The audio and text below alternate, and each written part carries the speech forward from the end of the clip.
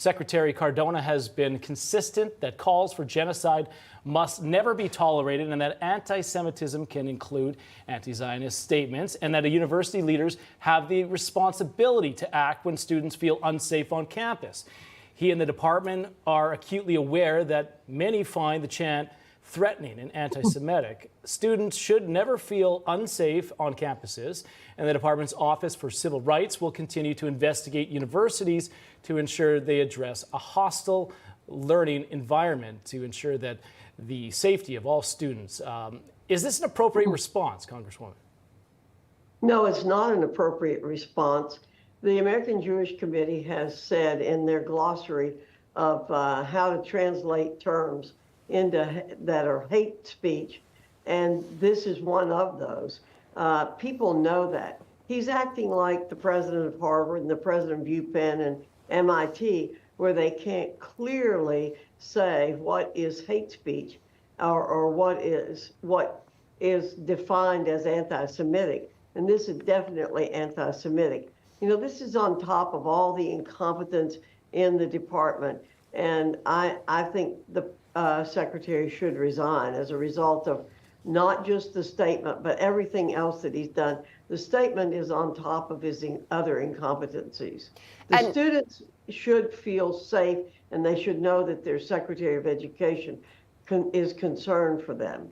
So you mentioned MIT and Harvard. Speaking of them, they have made things very difficult on you. I know that you chair the House Education Committee. That is the same committee that held the hearings with those Ivy League presidents. We know that the MIT president and the Harvard president, they both stepped down after they could not say whether the calling for genocide of Jews is harassment. You're still investigating Harvard, and they're still making things really challenging for you. You said you would subpoena them if they don't turn over documents related to that probe that you're doing into anti-Semitism. Why are they not cooperating with this? Well, that is a very good question. They should definitely be answering our questions and not stonewalling the committee. I've sent another letter to them. I've given them 1 week to submit the answers to the questions that we're giving them.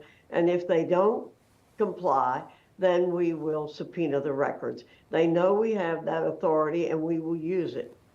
I want to switch gears here. I want to ask you about President Biden's remarks last night.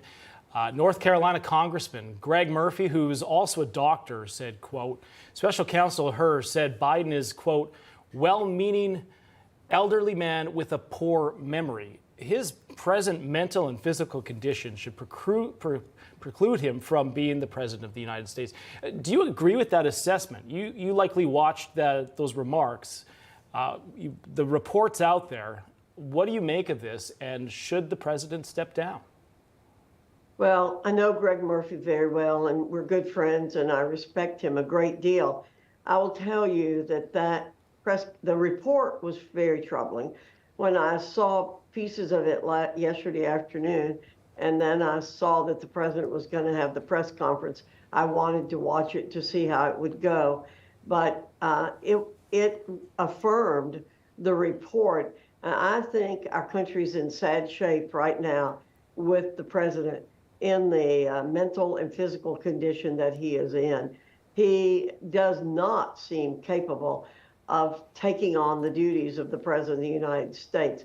You know, somebody pointed out that he has somebody right next to him all the time with the nuclear football. And it's very concerning that his memory is bad and that, again, his physical condition is bad. He's seen very little. He doesn't do much. They call a lid at 9 o'clock in the morning. So I think our country is in a precarious position with Mr. Biden as president. I am very concerned.